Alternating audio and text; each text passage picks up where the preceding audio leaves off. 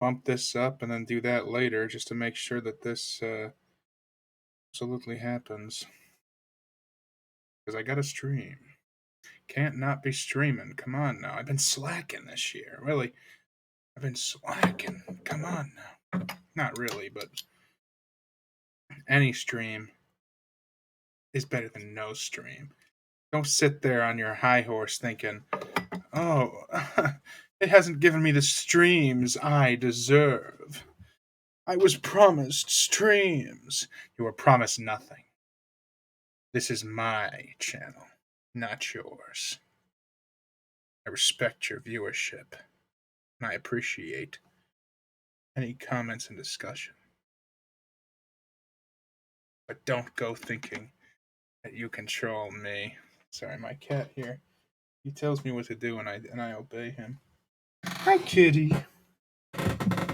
My chair is very loud. Anything to say to the people, kitty?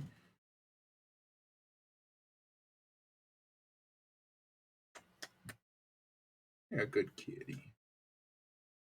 This cat here is called Blongo Schmongo. I changed his name for his anonymity.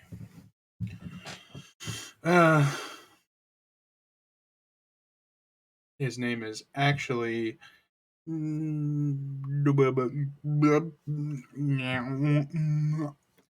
And today we're going to be reading Measuring Tape. So it starts here with 1, and then 2, 3, made in, 4, China, 5, 6, 7, 8, 9, 10, 11, 12, 13, 14, 15, 16, 17, 18, 19, 20, 21, 22, 23, 24, 25, 26, 27, 28, 29, 30. Wow. I wonder what comes next. 31, 32, 33, 34, 35, 36, 37, 38, 39, 40, 41, 42, 43, 44, 45, 46, 47, 48, 49, 50, 51, 52. And I'm not making this up. It says right here 53, 54, 55, 56, 57, 58, 59, 60. I cannot believe that that's what that says on that measuring tape. Let me read the back side now. 1, 2, 1, 6 inches, 3 centimeters, 4, 2, 5, 6, 7, 3, 8, 9, 4, 10, made in, 11, 12, 5, China, 13, 14, 6, 15, 16, 17, 7, 18, 19, 8, 20, 21, 22, 9, 23, 24, 25, 10, 26, 27, 11, 26, 29, 13, 12, 31, 32, 13, 33, 34, 35, 14, 36, 37, 15, 38, 39, 14, 16, 41, 42, 43, 17, 44, 45, 18, 46, 47, 48, 19. Oh my goodness. And it keeps going on like this. The other side was way better. Yeah, probably don't want to spend another 45 minutes reading numbers. Probably don't want to do that. Just wanted to get a quick stream in, read some Sense and Sensibility here. So, why don't we do that? But first, let's just open this little red book up here. Now, let's see what it says here. It says,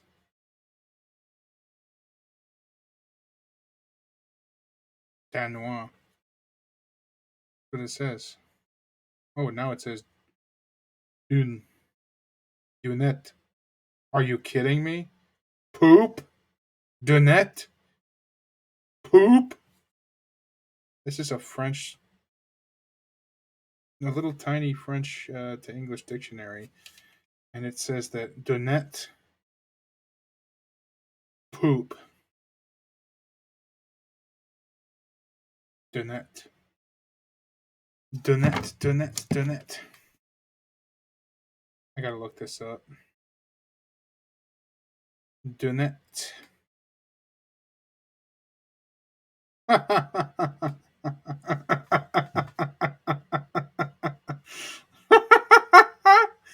Oh.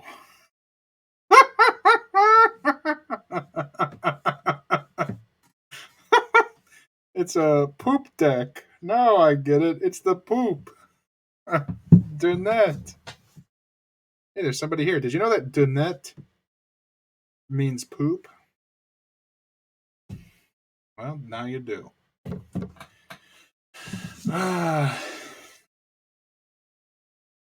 ghost there. Who said you're allowed in my stream? It's a private. It's a private affair. Um.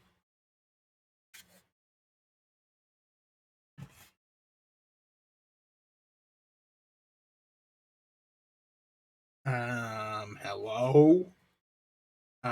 Just not gonna say anything. Just gonna sit there. Hello. Fine. Today, I'm going to be reading some more Sense and Sensibility. Now, if you haven't been following along, don't worry. You'll pick it up. You'll get the gist. Uh, and as usual, if you're here live during my streams, I'll answer questions or talk about things. In between moments, I can pause. Every page or so, give it a moment. So don't be afraid to ask questions and discuss. This is not a live audiobook, except it kind of is. This is the readery. This is something entirely different.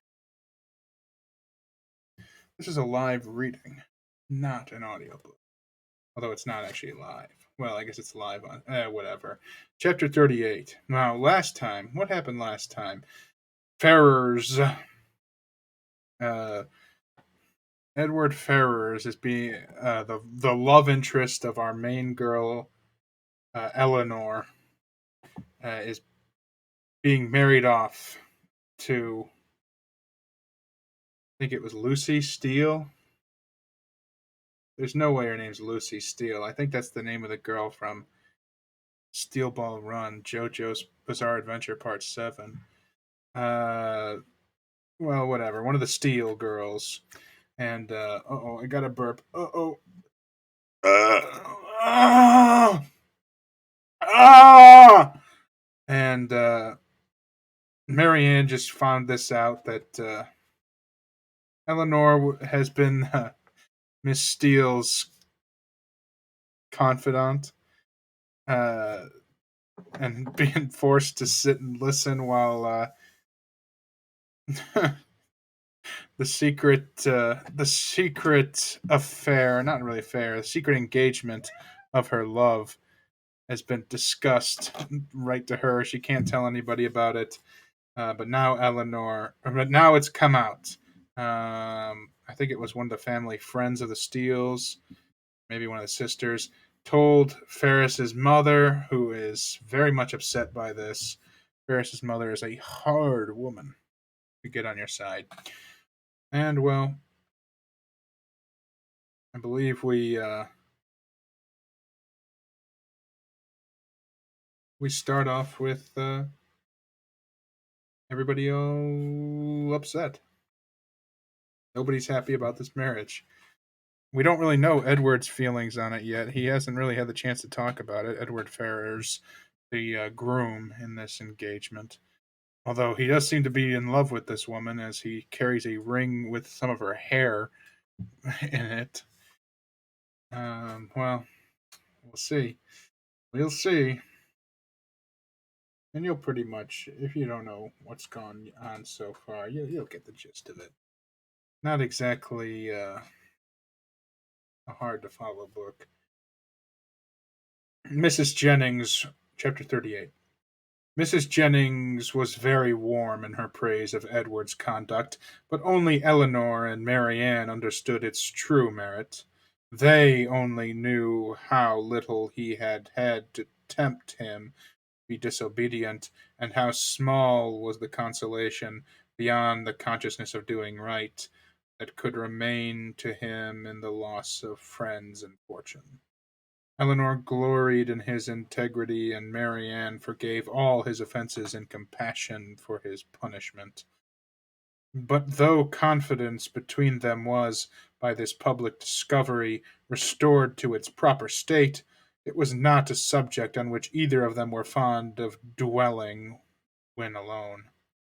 Eleanor avoided it upon principle, as tending to fix still more upon her thoughts, by the too warm, too positive assurances of Marianne, that belief of Edward's continued affection for herself, which she rather wished to do away, and Marianne's courage soon failed her in trying to converse upon a topic which always left her more dissatisfied with herself than ever by the comparison it necessarily produced between Eleanor's conduct and her own. Sense. She felt all the force of that comparison, but not as her sister had hoped. No, I guess that'd be sensibility. Eleanor's always got the better sensibilities. And sense. Marianne doesn't really have either. She felt all the force of that comparison, but not as her sister had hoped, to urge her to exertion now. She felt it with all the pain of continual self reproach, regretted most bitterly that she had ever exerted herself before, but it brought only the torture of penitence without the hope of amendment. Her mind was so much weakened that she still fancied present exertion impossible, and therefore it only dispirited her more. Nothing new was heard by them for a day or two afterwards of affairs in Harley Street or Bartlett's Buildings, but though so much of the matter was known to them already, that Mrs. Jennings might have had enough to do in spreading that knowledge further without seeking after more.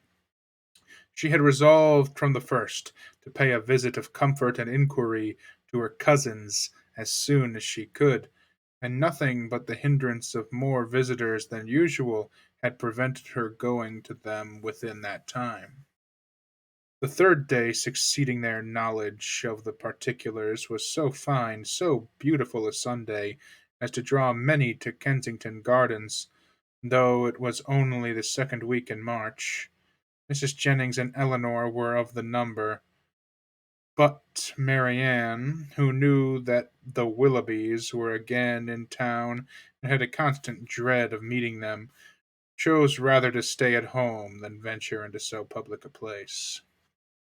An intimate acquaintance of Mrs. Jennings joined them soon after they entered the gardens, and Eleanor was not sorry that by her continuing with them and engaging all Mrs. Jennings' conversation, she was herself left to quiet reflection. She saw nothing of the Willoughbys, nothing of Edward, and for some time nothing of anybody who could by any chance, whether grave or gay, be interesting to her. But at last she found herself, with some surprise, accosted by Miss Steele, who, though looking rather shy, expressed great satisfaction in meeting them, and on receiving encouragement from the particular kindness of Mrs. Jennings, left her own party for a short time to join theirs.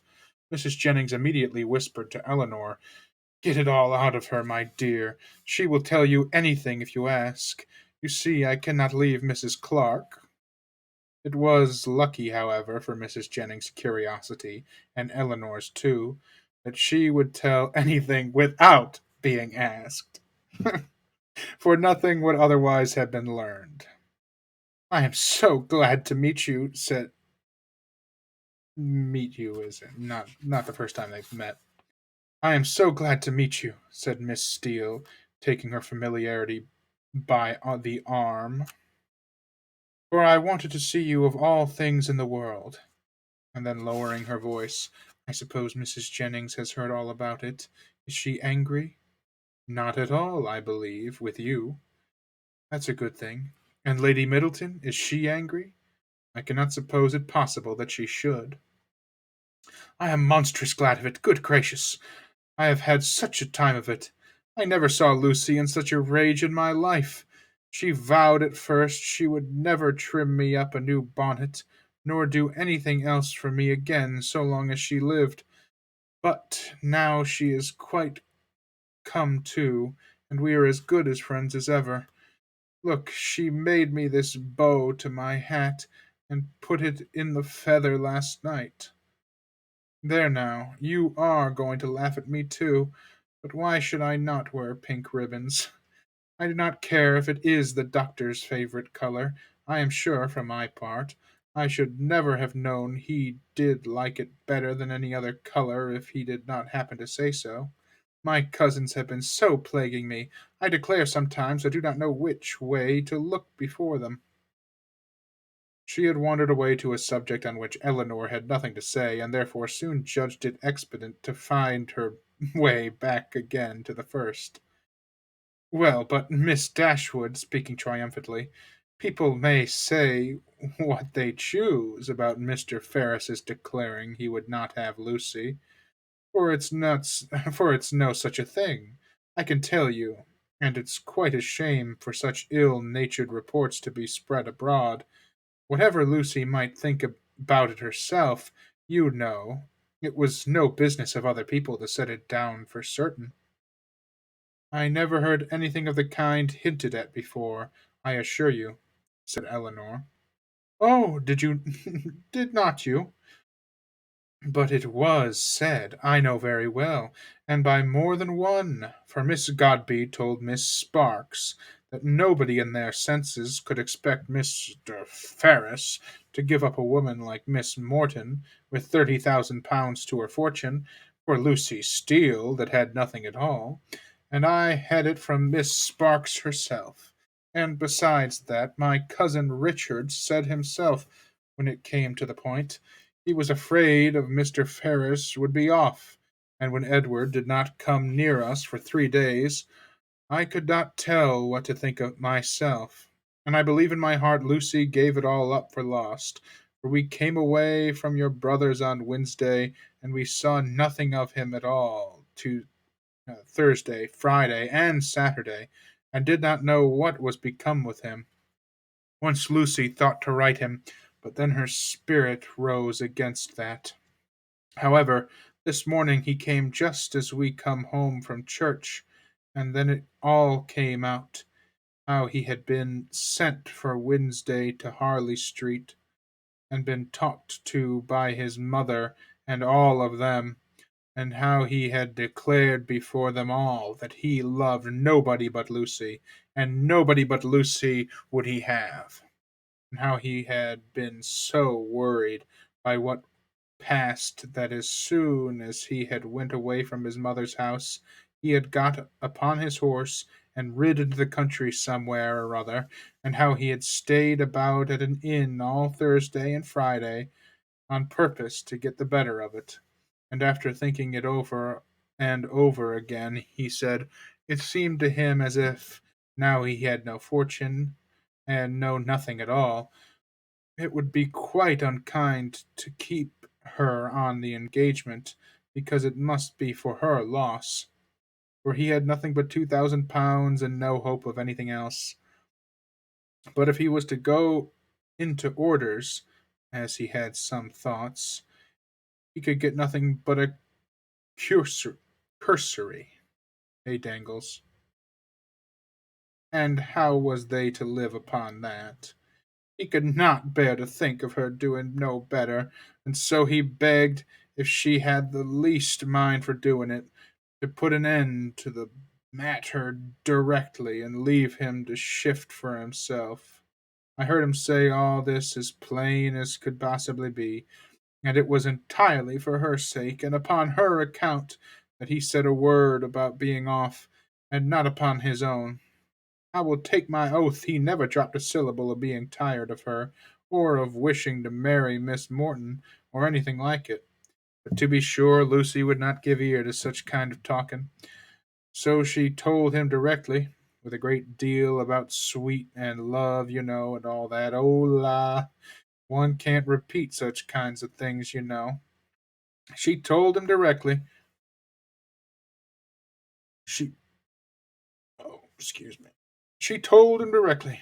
She had not the least mind in the world to be off, for she could live with him upon a trifle, and how little soever he might have, she would be very kind to have it all, or something of the kind.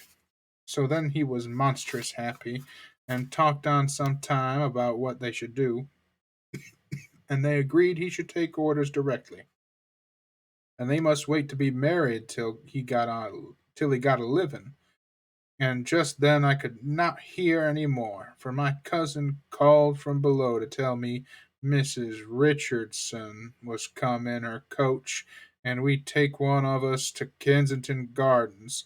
So I was forced to go into the room and interrupt them to ask Lucy if she would like to go, but she did not care to leave Edward.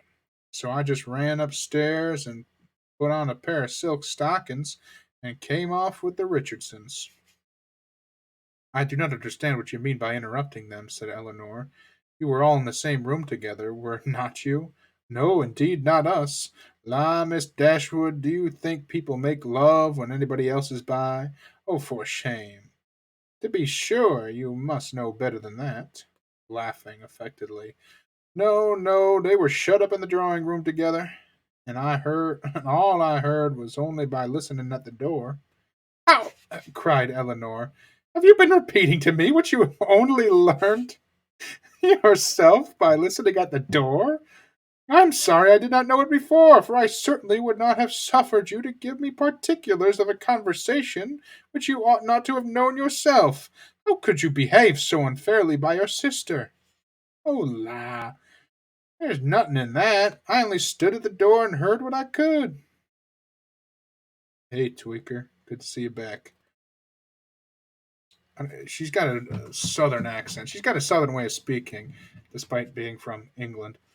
Very Southern American, but not South American. Oh, la, there's nothing to that. I only stood at the door and heard what I could, and I'm sure Lucy would have done the same by me. For a year or two back, when Martha Sharp and I had so many secrets together, she never made any bones of hiding in a closet or behind a chimney board on purpose to hear what we said. Eleanor tried to talk of something else, but Miss Steele could not be kept beyond a couple of minutes from what was uppermost in her mind. Edward talks of going to Oxford soon, said she, but now he is lodging at no Pall Mall. What an ill-natured woman his mother is, ain't she? You and your brother and sister were not very kind. However, I shan't say anything against them to you. I shan't say anything against them to you. I wouldn't want to say anything bad about your brother and sister. However, I shan't say anything against them to you, and to be sure they did send us home in their own chariot, which was more than I looked for. And for my part, I was all in a fright for fear your sister should ask us for the huswives she had gave us a day or two before, but however, nothing was said about 'em, and I took care to keep mine out of sight. Edward have got some business at Oxford, he says, so he must go there for a time, and after that, as soon as he can light up a bishop, he will be ordained. I wonder what kukri he will get. Curacy? I don't know that word. Kukri he will get. Let's see. Curacy. I'm not a very religious person. I imagine that this is like a flock. Curacy. Let's see. Curacy. Some people are the the office, position, or work of a curate. Oh, curacy. Okay, I didn't know the word curate. So a curate is a member of the clergy.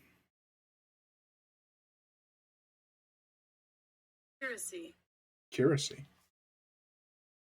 I wonder what curacy he will get. Good gracious! Giggling as she spoke. I gotta start saying good gracious. It's a good exclamation. I'd lay my life may I know what my cousins will say when they hear of it. They will tell me I should write to the doctor and get Edward the curacy of his new living. I know they will, but I am sure I would not do any such a thing for all the world.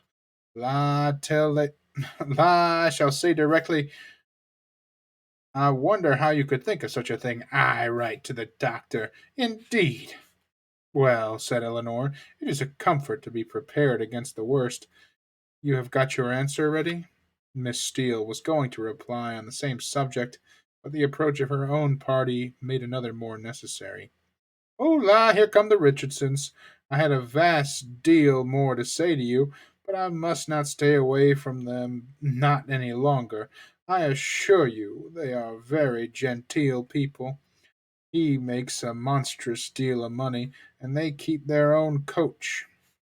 I have not time to speak of Miss Jennings about it myself, but pray tell her I am quite happy to hear she is not in anger against us, and Lady Middleton the same.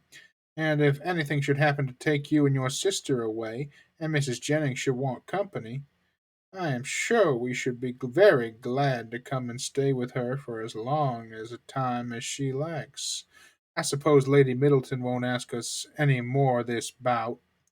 Goodbye. I'm sorry Miss Marianne was not here. Remember me kindly, Dora.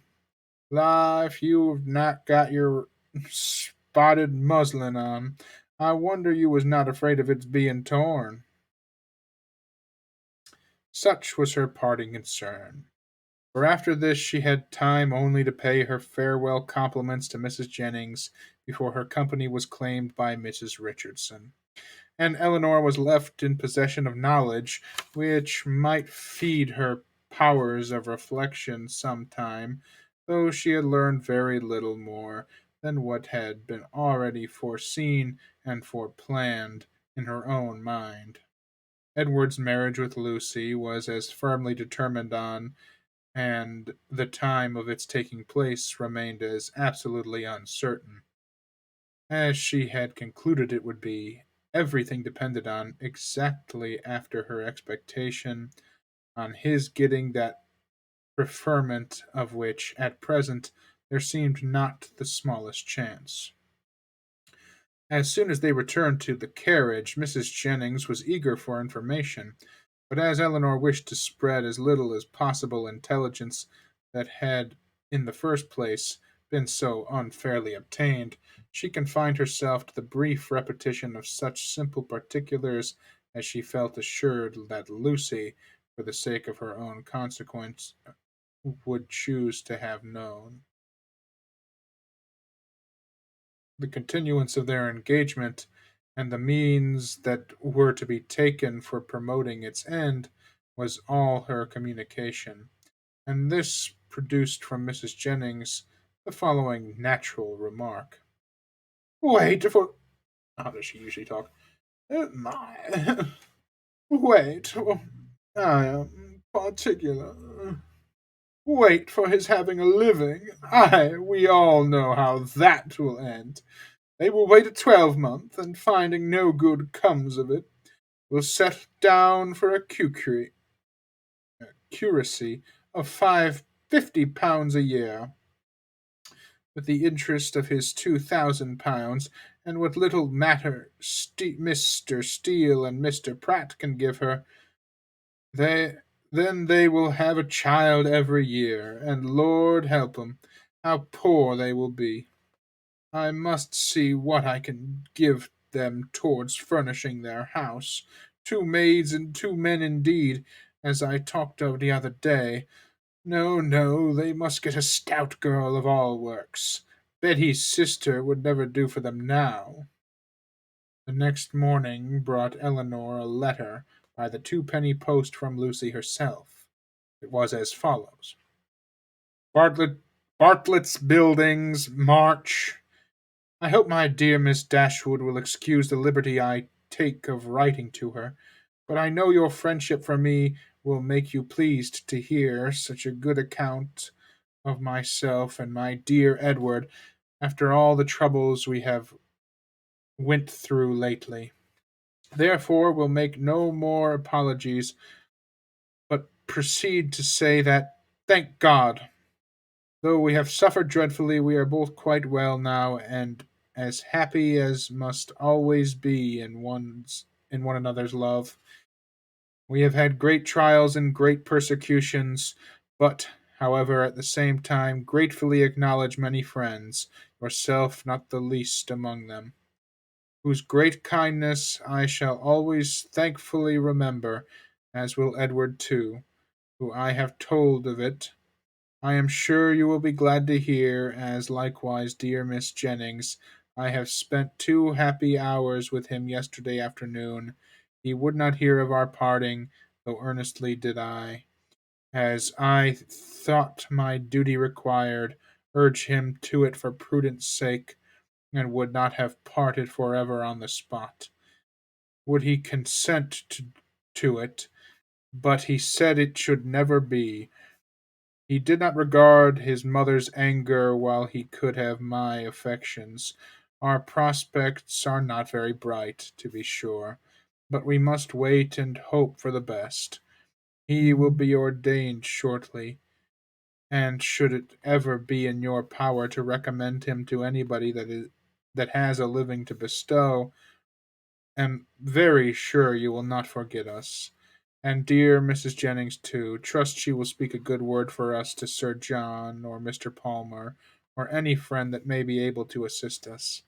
Poor Anne was much to blame for what she did, but she did it for the best, so I say nothing. Hope Mrs. Jennings won't think it too much trouble to give us a call, should she come this way any morning. 'Twould be a great kindness, and my cousins would be proud to know her. My paper reminds me to be my paper reminds me to conclude. I'm sure that was said a million times back in the day, but it makes me laugh now.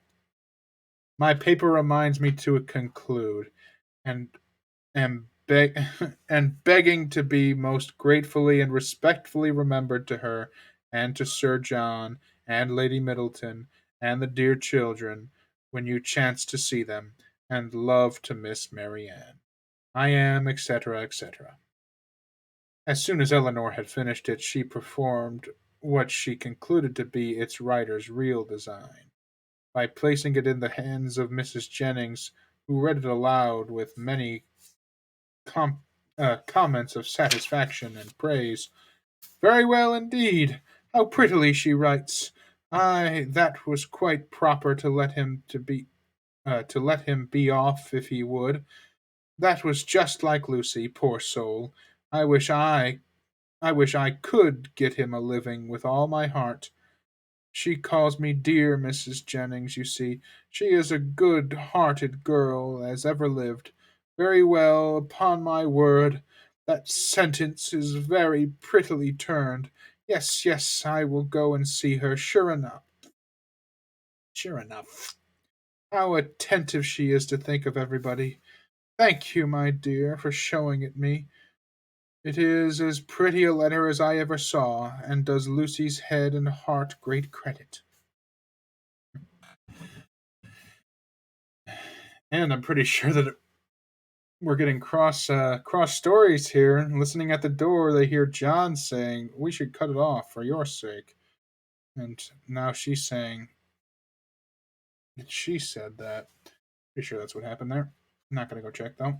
Chapter 39.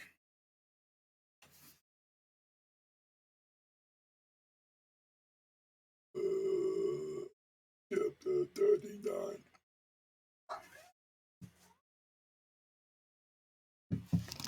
He's going crazy, kitty. He's going crazy, kitty.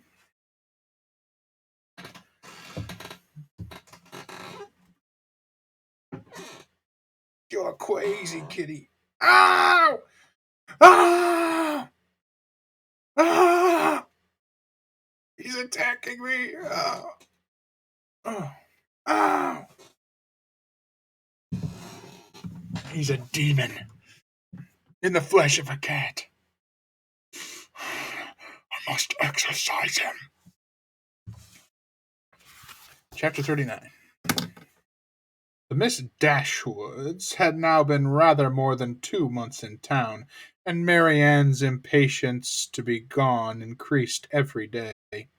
She sighed for the air, the liberty, the quiet of the country, and fancied that if any place could give her ease, Barton must do it.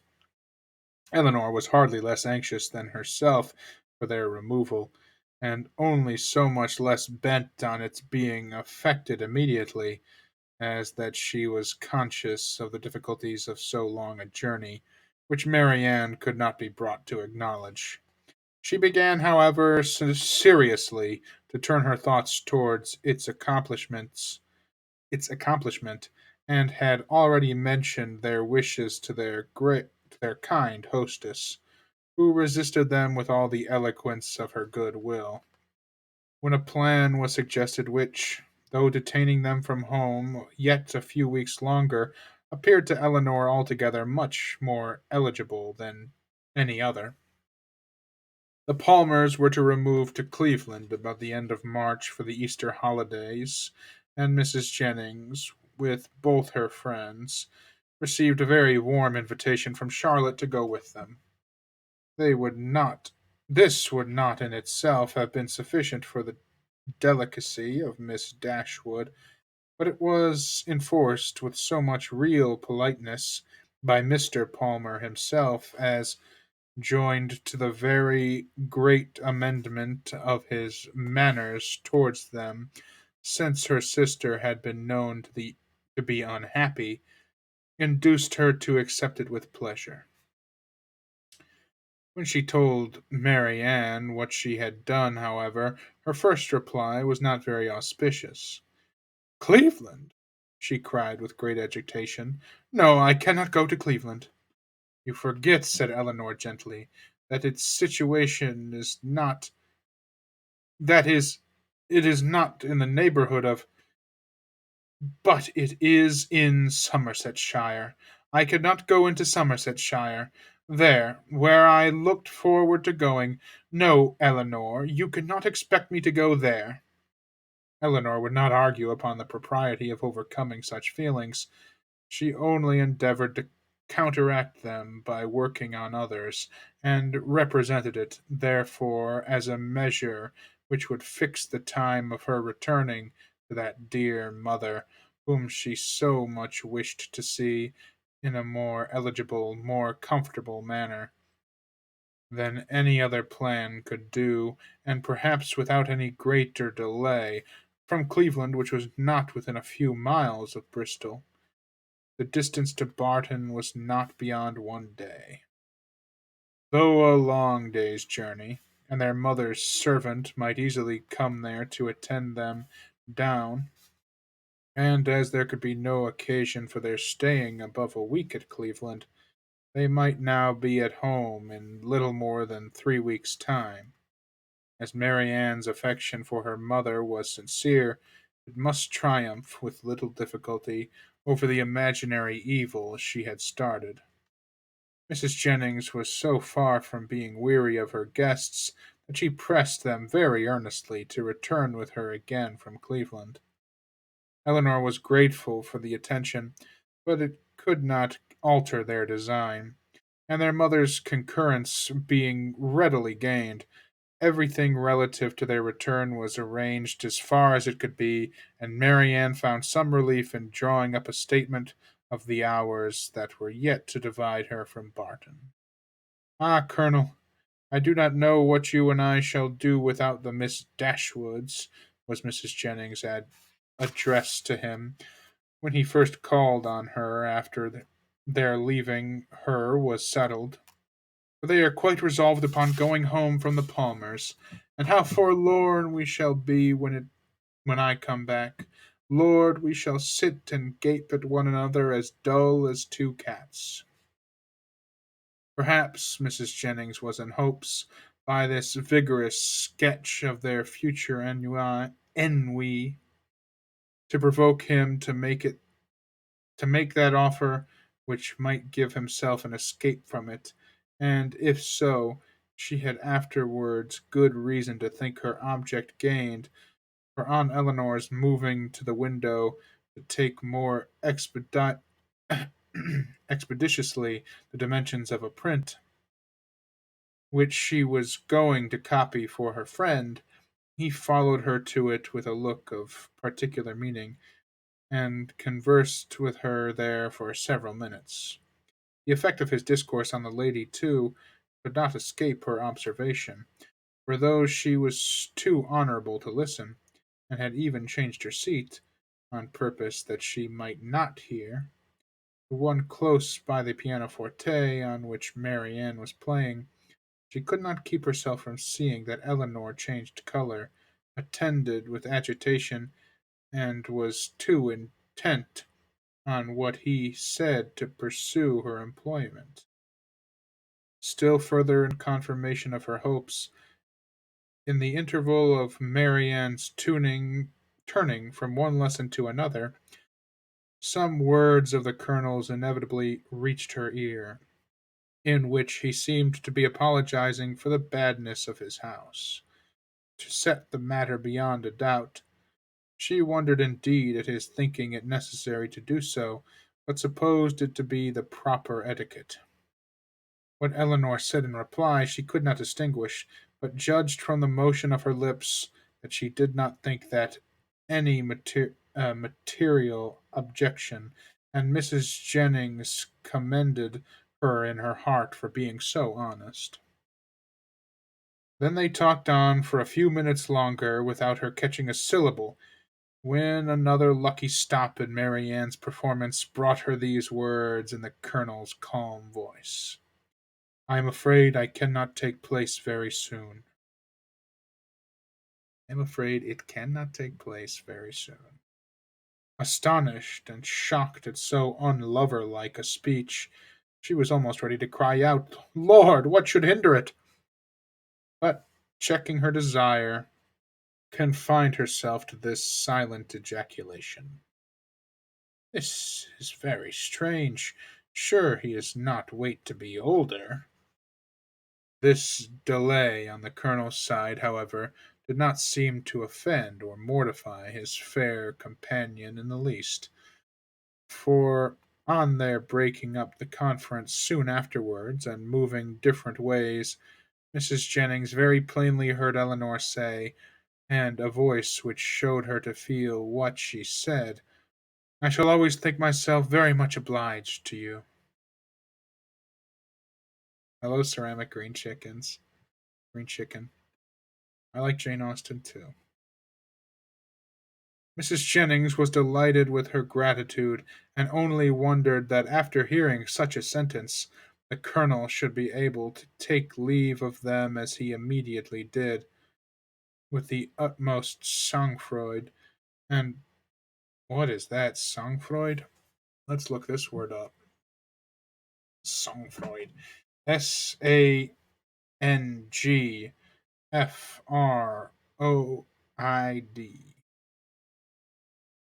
Interested in this word.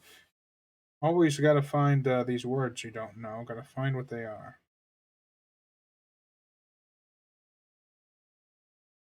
Sang. Is it literally Sangfried? Sang-froid. Sang-froid. Okay. Composure or coolness, sometimes excessive, as shown in danger or under trying circumstances. Sang-froid. Sang-froid. I'm going to say that from now on. Sang-froid. Let's hear that sentence again.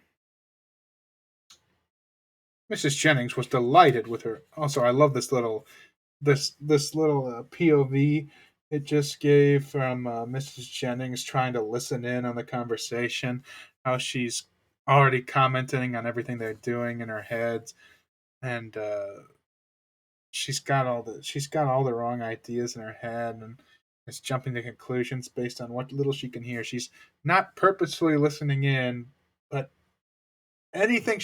She doesn't get any closer. She doesn't want to be rude and listen in, but anything she hears, anything that happens to fall in her ears is fair game. Anyway, sang froid. Mrs. Jennings was delighted with her gratitude, and only wondered that after hearing such a sentence, the colonel should be able to take leave of them as he immediately did, with the utmost sang-froid, and go away without making her any reply. She had not thought her old friend could have made so indifferent a suitor. What had really passed between them was to this effect. "I have heard," said he, with great compassion, "of the injustice your friend Mr. Ferris has suffered from his family. For if I understand the matter right, he has been entirely cast off by them for persevering in his engagement with a very deserving young woman. Have I been rightly informed? Is it so?" "Is it so?" Eleanor told him that it was. The cruelty, the impolitic cruelty, he replied with great feeling, of dividing, or attempting to divide, two young people long attached to each other is terrible. Mrs. Ferris does not know what she may be doing, what she may drive her son to. I have seen Mr. Ferris 2 or 3 times in Harley Street, and am much pleased with him.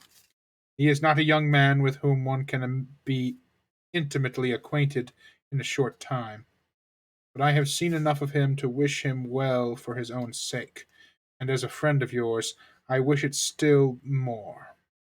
I understand that he intends to take orders.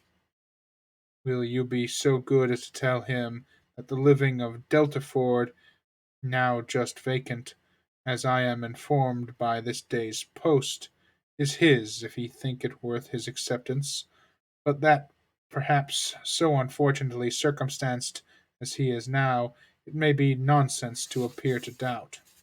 I only wish it were more valuable. It is a rectory, but a small one. The late incumbent, I believe, did not make more than £200 per annum, and though it is certainly capable of improvement, I fear not to such an amount as to afford him a very comfortable income. Such as it is, however, my pleasure in presenting him to it will be very great. Pray assure him of it." Eleanor's astonishment at this commission could hardly have been greater had the colonel been really making her an offer of his hand. The preferment, which only 2 days before she had considered as hopeless for Edward, was already provided to enable him to marry, and she, of all people in the world, was fixed on to bestow it. Her emotion was such as Mrs. Jennings had attributed to a very different cause. But whatever minor feelings less pure, less pleasing, might have a share in that emotion, her esteem for the general benevolence and her gratitude for the particular friendship which together prompted Colonel Brandon to this act were strongly felt and warmly expressed. She thanked him for it with all her heart, spoke of Edward's principles and disposition with that praise which she knew them to deserve, and promised to undertake the commission with pleasure, if it were really his wish to put off so agreeable an office to another. But at the same time she could not help thinking that no one could so well perform it as himself. It was an office, in short, from which, unwilling to give Edward the pain of receiving an obligation from her, she would have been very glad to be spared herself. But Colonel Brandon, on motives of equal delicacy declining it likewise, seemed so desirous of it being given through her means that she would not on any account make further opposition. Edward, she believed, was still in town, and fortunately she had heard his address from Miss Steele. She could undertake, therefore, to inform him of it in the course of the day. After this had been settled, Colonel Brandon began to talk of his own advantage in securing so respectable and agreeable a neighbor, and then it was that he mentioned with regret that the house was small and indifferent, an evil which Eleanor, as Mrs. Jennings had supposed her to do, made very light of, at least as far as regarded its size. "The smallness of the house," said she, "I cannot imagine any inconvenience to them, for it will be in proportion to their family and income." By which the Colonel was surprised to find that she was considering Mr. Ferris's marriage as the certain consequence of the presentation, for he did not suppose it possible that Deltaford living could supply such an income as anybody in his style of life would venture to settle on, and he said so. "This little rectory can do no more than make Mr. Ferris comfortable as a bachelor. It cannot enable him to marry. I am sorry to say that my patronage ends with this, and my interest is hardly more extensive." What a thing to say. I don't care. Okay, well, whatever. Uh, if, however, by any unforeseen chance it should be in my power to serve him further, I must think very differently of him from what I do now if I am not as ready to be useful to him then, as I sincerely wish I could be at present. What I am now doing indeed seems nothing at all, since it can advance him so little towards that what must be his principal, his only object of happiness. His marriage must still be a distant good. At least, I am afraid it cannot take place very soon. Such was the sentence which, when misunderstood, so justly offended the delicate feelings of Mrs. Jennings. But after this narration of what really passed between Colonel Brandon and Eleanor while they stood at the window, the gratitude expressed by the latter on their parting may perhaps appear in general, not less reasonably excited, nor less properly worded, than if it had arisen from an offer of marriage. Oh yeah, she got him a job. He got him a job. Let's go, Brandon. Who doesn't love Colonel Brandon? He's a great guy. I hope one of these girls marries Colonel Brandon because he's so cool. And they're both gonna get married. Marianne and Eleanor have got to get married by the end of this. There's not a single chance, I think, that they don't. That's just how these books go. Uh, these kind of books. If it didn't end in death, it ended in marriage. It's pretty much the only two choices. Let's continue. Chapter 40. "Well, Miss Dashwood," said Mrs. Jennings, sagaciously smiling as soon as the gentleman had withdrawn, "I do not ask you what the Colonel has been saying to you, for though, upon my honour, I tried to keep out of hearing, I could not she did. I could not help catching enough to understand his business, and I assure you I never was better pleased in my life, and I wish you joy of it with all my heart." "Thank you, ma'am," said Eleanor. "It is a matter of great joy to me, and I feel the goodness of Colonel Brandon most sensibly. There are not many men who would act as he has done, few people who have so compassionate a heart. I was never more astonished in my life." "Lord, my dear, you are very modest. I am the least astonished at it in the world, for I have often thought of late that there was nothing more likely to happen. You judged from your knowledge of the Colonel's generous, you judged from your knowledge of the Colonel's general benevolence, but at least you could not foresee that the opportunity would so very soon occur." "Opportunity!" repeated Mrs. Jennings. "Oh, as to that, when a man has once made up his mind to such a thing, somehow or other he will soon find an opportunity." Well, my dear, I wish you joy of it again and again. And if ever there was a happy couple in the world, I think I shall soon know where to look for them. You mean to go to Deltaford after them, I suppose, said Eleanor with a faint smile. Ay, my dear, that I do indeed. And as to the house being a bad one, I do not know what the Colonel would be at, for it is as good a one as ever I saw. He spoke of its being out of repair. Well, and whose fault is that? Why don't he repair it? Who should do it but himself? They were interrupted by the servants coming in to announce the carriage being at the door, and Mrs. Jennings, immediately preparing to go, said, "Well, my dear, I must be gone before I've had half my talk out. But, however, we may have it all over in the evening, for we shall be quite alone. I do not ask you to go with me, for I dare say your mind is too full of the matter to care for company, and besides, you must long to tell your sister all about it." Mrs. Jennings is about to go off to some party and tell every single person there that Colonel Brandon is going to marry Eleanor, based on two half-word sentences. This woman's crazy. That's insanity. That goes beyond being a gossip. That's being a crazy person, just building your own reality. Ooh, Marianne had left the room before the conversation began. "Certainly, ma'am, I shall tell Marianne of it, but I shall not mention it at present to anybody else." "Oh, very well," said Mrs. Jennings, rather disappointed. "Then you would not have me tell it to Lucy, for I think of going as far as Holborn today." "No, ma'am, not even Lucy, if you please. One day's delay will not be very material. Till I have written to Mr. Ferrars, I think it ought not be mentioned to anybody else. I shall do that directly. It is of most importance that no time should be lost with him, for he will, of course, have much to do relative to his ordnance."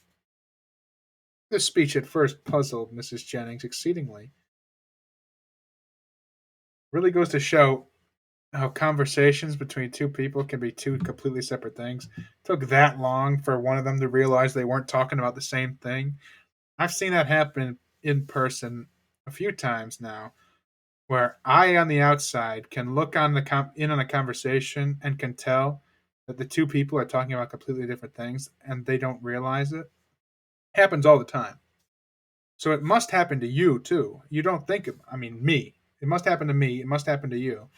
You don't really think about it, but like so much of reality is just based on assumptions and misjudgments.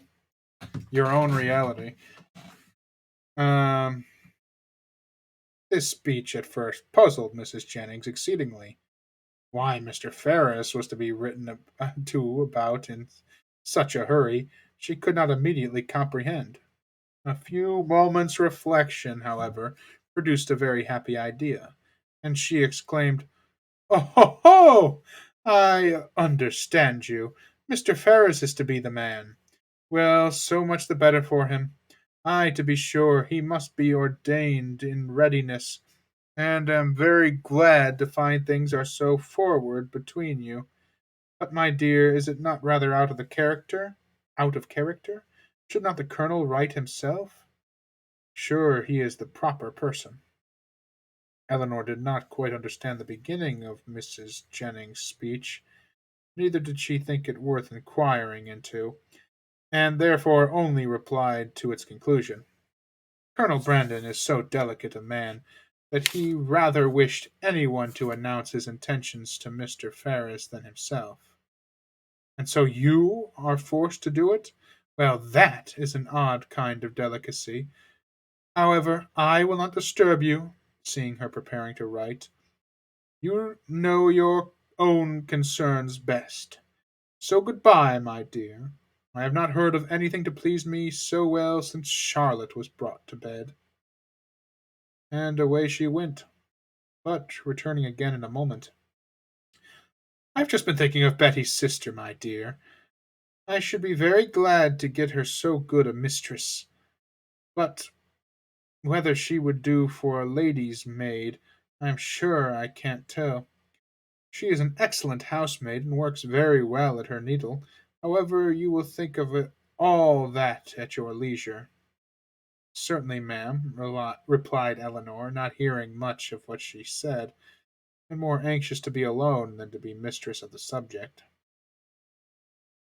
How she should begin, how she should express herself in her note to Edward, was now all her concern. The particular circumstances between them made a difficulty of that which, to any other person, would have been the easiest thing in the world. But she equally feared to say too much or too little, and sat deliberating over her paper with the pen in her hand till broken in on by the entrance of Edward himself.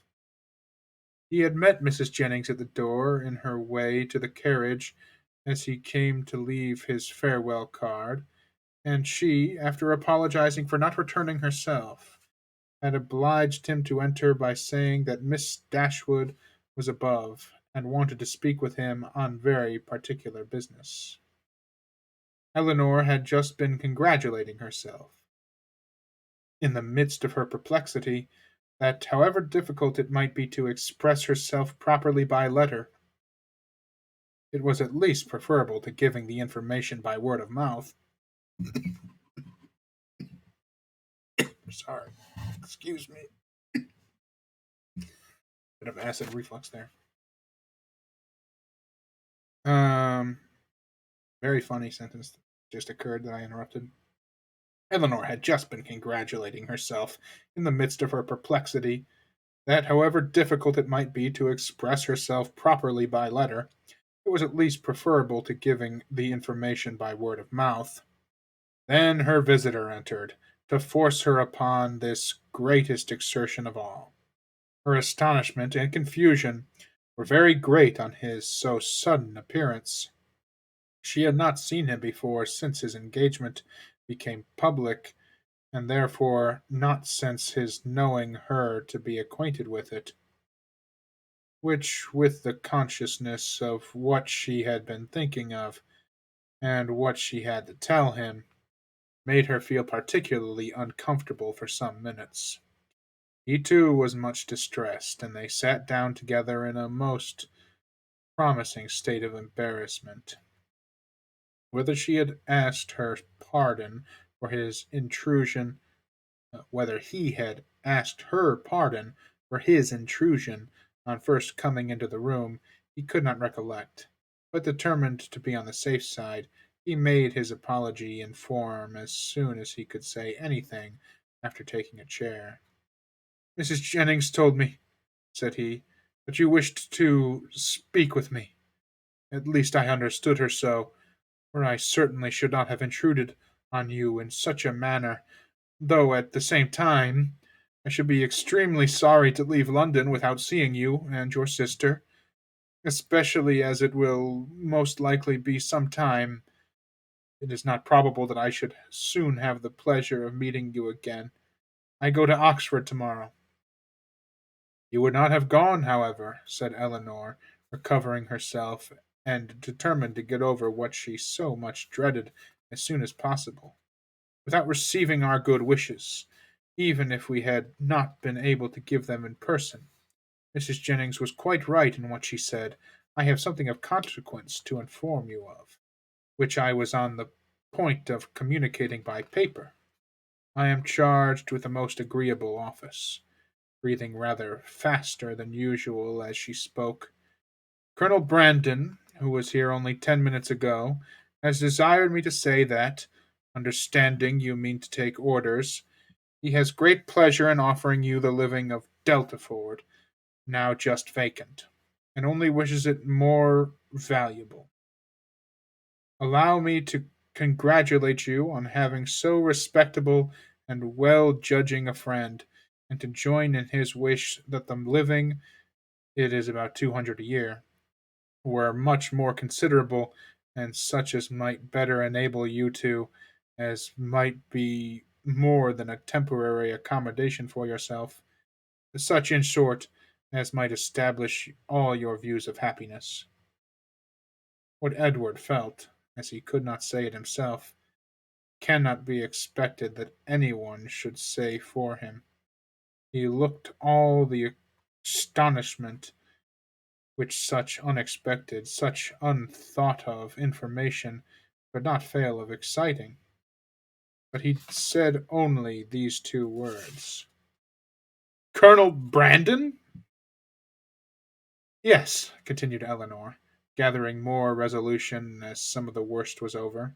Colonel Brandon means it as a testimony of his concern for what has lately passed, for the cruel situation in which the unjustifiable conduct of your family has placed you, a concern which I am sure Marianne, myself, and all your friends must share, and likewise as a proof of his high esteem for your general character and his particular approbation of your behavior on the present occasion. Colonel Brandon, give me a living?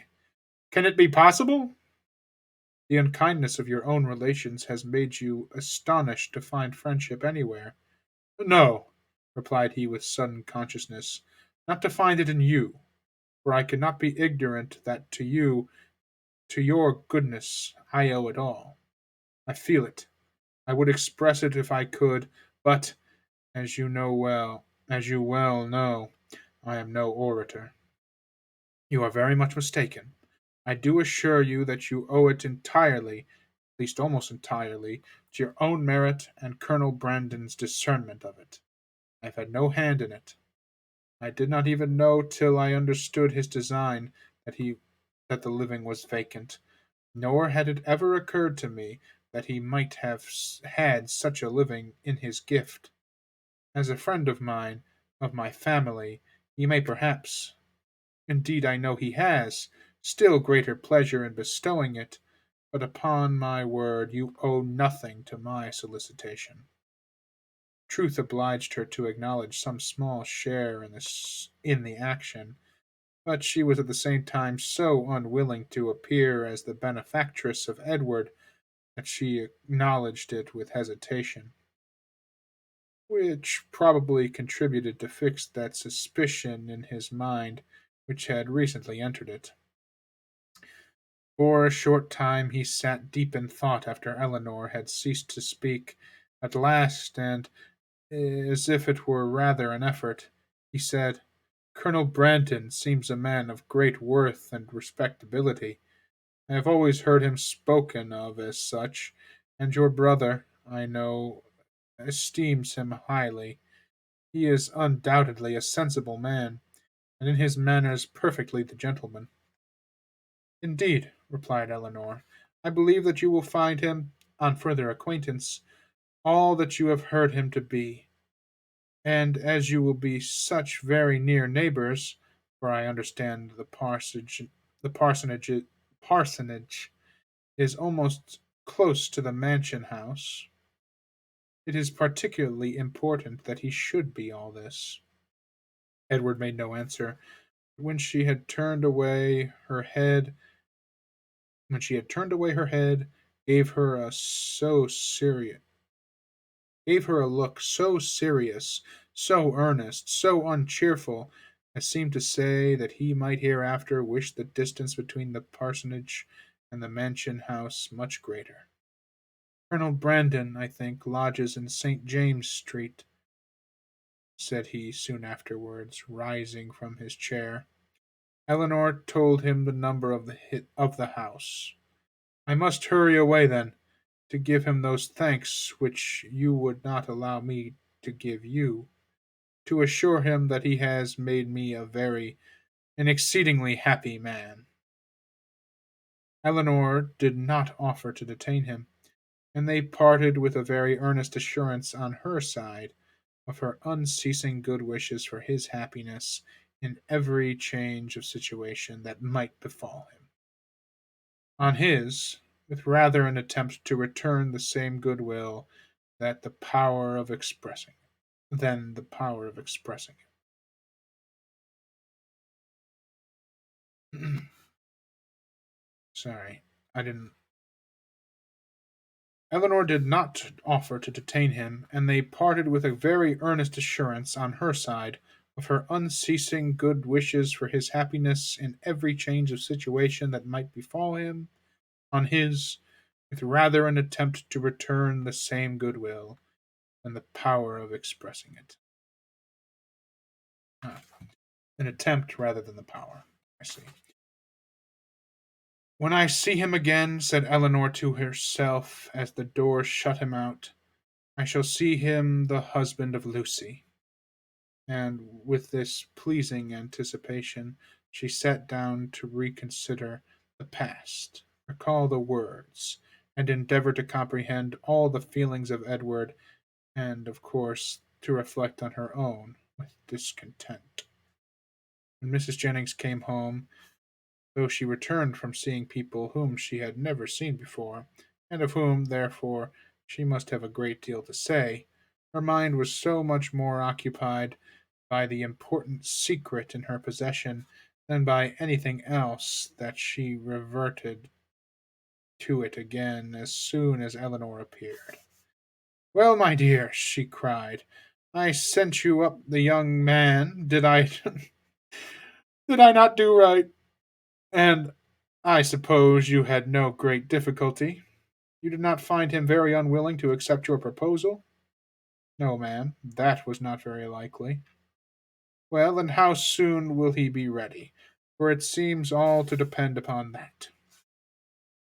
Really, said Eleanor, I know so little of these kinds of forms that I can hardly even conjecture as to the time or the preparation necessary, but I suppose 2 or 3 months will complete his ordination.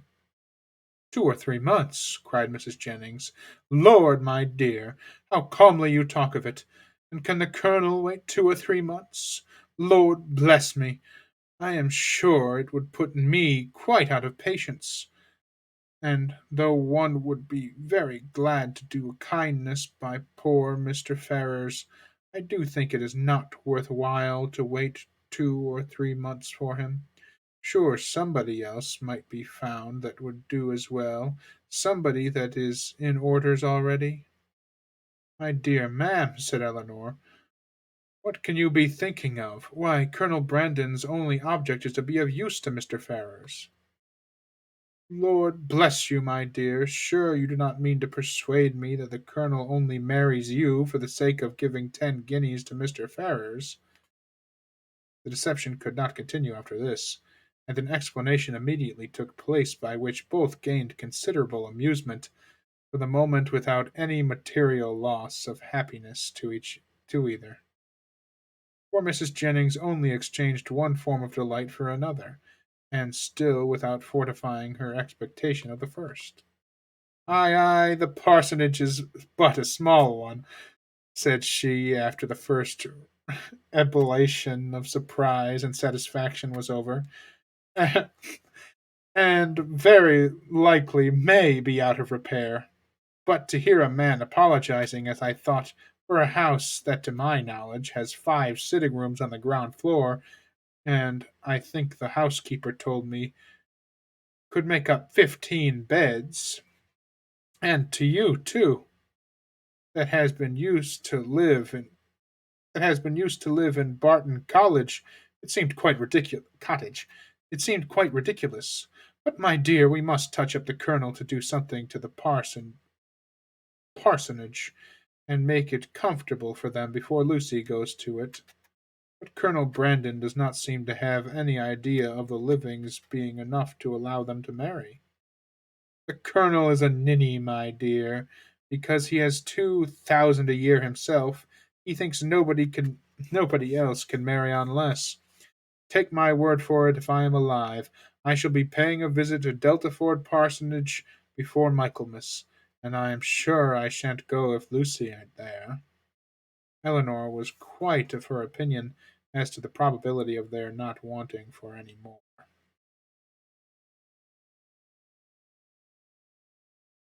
Oof. Okay.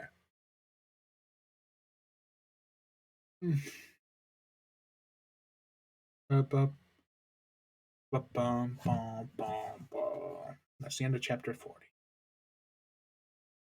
Uh, 6:30.